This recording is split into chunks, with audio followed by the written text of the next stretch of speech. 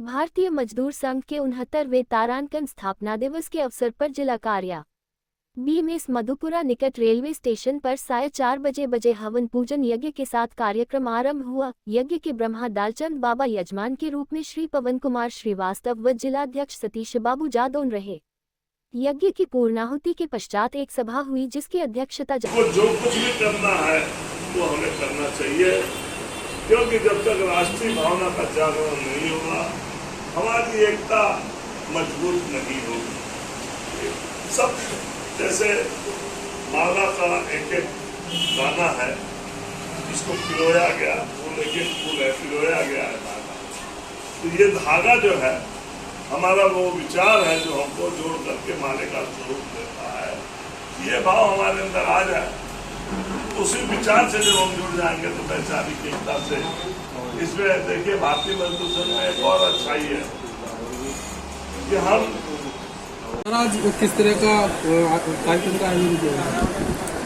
आज भारतीय मजदूर संघ का 69वां स्थापना दिवस समारोह है। 23 जुलाई 1955 को भारतीय मजदूर संघ की स्थापना हुई थी और प्रतिवर्ष उसका स्थापना दिवस समारोह पूरे देश में हमारे सभी कार्यकर्ताओं के द्वारा मनाया जाता है। सर, आजकल हमारी सरकार मजदूरों के लिए बार बार दावे करती है कि कुछ उनके लिए अच्छा किया है, तो इस संबंध में आप क्या कहना चाहेंगे? कुछ अच्छा हुआ है कि नहीं हुआ है? देखिए, ऐसा हम कह सकते हैं कि जहां पर सरकार की बात है, सरकार ने मजदूरों के कल्याण के लिए बहुत सारी योजनाएं चला रखी है। उसके लिए मजदूरों का पंजीयन किया, मजदूरों को आवास, निर्माण श्रमिकों को आवास बड़ी संख्या में उपलब्ध कराए गए हैं और भी उनको उनके बच्चों को पढ़ाई के लिए छात्रवृत्ति, जो डिप्लोमा कर रहे हैं, जो हायर एजुकेशन में है, उनकी व्यवस्थाएं हैं। लेकिन जितनी योजनाएं सरकार की हैं उन सारी योजनाओं का लाभ अभी तक देखिए कि सरकार की योजनाएं अपनी हैं, इनका क्रियान्वयन नीचे अधिकारी के स्तर पर होता है और समाज के लोग जितना जागरूक होते हैं अपना हक ले पाते हैं। अगर हमारे अंदर जागरूकता का भी अभाव है तो हम अपना सही वाजिब हक नहीं ले सकते।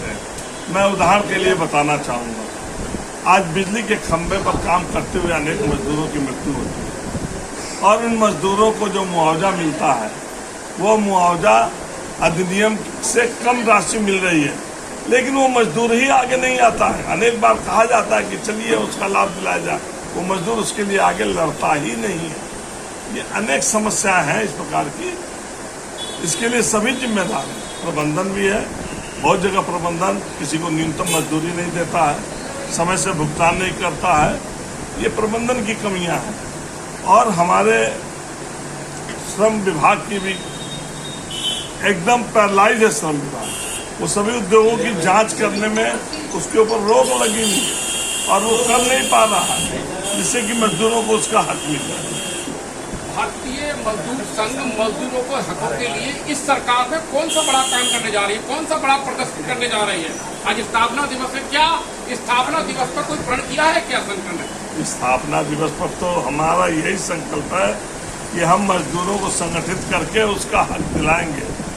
अब मजदूरों का हम संगठन करने के लिए, हक दिलाने के लिए अपनी शक्ति और सामर्थ्य के सहारे कर रहे हैं, हम सरकार के सहारे कुछ नहीं। जैसे आपने कहा कि भारतीय मजदूर संघ सरकार समर्थित है, हम सरकार का उतना ही समर्थन करते हैं जितना वो हमारे मजदूर का समर्थन किए हैं। हम रिस्पॉन्सिव कोऑपरेशन के आधार पर हम संगठन चलाते हैं, न हम भारतीय जनता पार्टी के अंग हैं, न भारतीय जनता पार्टी से बंधे हुए हैं। हम मजदूरों की ताकत से मजदूरों का कल्याण कराते हैं और उसके लिए काम करते हैं। हम सरकार के ऊपर न आश्रित हैं, न सरकार के अंग हैं, न सरकार से अपेक्षा रखते हैं। सरकार से हमारी जो मांगे हैं वो सरकार मजदूरों की मांगों को सही तरीके से विचार करे। न्यूनतम मजदूरी जो है वो करीब 10 साल से अधिक समय हो गया है, उसका पुनरीक्षण नहीं हुआ है। न्यूनतम मजदूरी का वो पुनरीक्षण करे, मजदूरों को न्यूनतम 21,000 रुपये वेतन सुनिश्चित करे कि उनका भुगतान हो। जितने श्रम कानून है उनका उसको लाभ मिले। मुआवजा कानून का उसको लाभ नहीं मिल रहा, बोनस कानून का लाभ नहीं मिल रहा।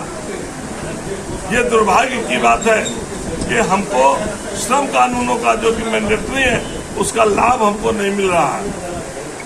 चाहे कारखाने के मालिक हो, हमने अब नाम नहीं लेना चाहता, मैंने एक सरकार के मंत्री जी से कहा कि जो संविदा पर काम करने वाले हजारों मजदूर हैं उनको बोनस नहीं मिल रहा।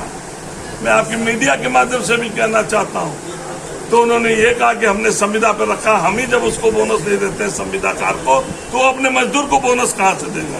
तो ये कमी है, सरकार नहीं देना चाहती है, सेवा योजक भी नहीं देना चाहता। और श्रम विभाग की जिम्मेदारी है कि सरकार से ठेकेदार को पैसा मिले चाहे न मिले, अगर ठेकेदार ने काम कराया है, संविदाकार ने काम कराया है, तो उस संविदाकार की जिम्मेदारी बनती है कि वो बोनस अधिनियम के अंतर्गत उसको मजदूरी का भुगतान करे, न्यूनतम मजदूरी का भुगतान करे। नहीं करती है तो कार्रवाई करे। लेकिन यहाँ का संघ सदैव मजदूरों के हित में राष्ट्रवादी विचारधारा के साथ कार्य करता है। आज भी हमने हवन यज्ञ करके समाज के कल्याण के साथ सभी श्रमिकों के कल्याण के लिए अपनी प्रतिबद्धता से जो समस्याएं हैं उनको लेकर के हमने अपना संकल्प लिया है। आगामी सितंबर मास में हमारा एक प्रदेश स्तरीय बड़ा आंदोलन है, हम सब उसकी तैयारी कर रहे हैं, हम उसके लिए संग्रह कर रहे हैं और यहाँ से हर जिले से सभी मजदूरों को अधिक से अधिक संख्या में लखनऊ ले जाकर के एक बड़ा प्रदर्शन करने वाले सरकार के सामने अपनी बात रखेंगे। हमारा संविदाकार, हमारा दिहाड़ी मजदूर, हमारे सभी तरह के मजदूर इस समय पीड़ित है। जैसा भाई साहब ने बताया, अनेक क्षेत्रों में हमारे यहाँ सारे श्रमिकों को किसी प्रकार का लाभ नहीं मिल रहा। सरकार के जो अंग हैं, जो श्रम विभाग है, वो पैरलाइज है और इस सबको लेकर के हम अपना आंदोलन। देव वर्मा जी, तमाम फैक्ट्री अलीगढ़ में है, इंडस्ट्रियल एरिया है, ताला नगरी है, शहर के विभिन्न होटल है, छोटे फुटपाथ होटल है, छोटे छोटे बच्चे जिनके हाथ में कलम किताब होनी चाहिए थी वो आज जो है झूठे बर्तन धो रहे हैं। भारतीय मजदूर संघ भारतवर्ष का सबसे बड़ा मजदूरों का संगठन है। आज स्थापना दिवस पे क्या उनको वहां से हटाने का काम करेंगे या संकल्प लेंगे कि जिन बच्चों के हाथ में किताब और कलम होनी चाहिए उनके हाथ में जो है वो बर्तन धो रहे हैं, वो छोटे छोटे बच्चे, उनके लिए कोई कदम उठाइए। आपकी सरकार है प्रदेश में, केंद्र में, इसके बारे में क्या कहेंगे? बिल्कुल, अगर ऐसा है तो हम सरकार की नीति के साथ हैं। किसी प्रकार का श्रम शोषण, बाल श्रम शोषण नहीं होना चाहिए, ये अधिनियम के विरुद्ध है और हम इसका संकल्प सदैव हम इसके साथ खड़े रहें। अलीगढ़ में इसका एक विशेष कार्यक्रम होता है, विशेष डे होता है, उसमें हम सरकार के साथ खड़े होते हैं। अलीगढ़ में ऐसा परिलक्षित नहीं होता, फिर भी यहाँ जैसा आप कह रहे हैं, क्योंकि यहाँ पर हर एक कुटीर उद्योग है और इसके कारण से घर घर में ऐसे काम चलते हैं। वो परंपरागत रूप से कई बार बाल श्रम मजदूर काम करता है, वो अनदेखी नहीं करने योग्य। हम इस बात को लेकर के सदैव प्रतिसंग करते हैं। अभी सरकार एक जो है कॉमन सिविल कोड बिल लाने जा रही है जिसका बड़ा नुकसान सब पर असर होने वाला है, उसके बारे में क्या कहेंगे आप? देखिए, ये राजनीतिक सवाल है, किंतु फिर भी जैसा राष्ट्रवादी विचार के साथ आपको जैसा मालूम है, हम सभी आकर देश के कल्याण के लिए, देश के विकास के लिए समान नागरिक संहिता के साथ और होना चाहिए। वैसे ही श्रम कल्याण कानून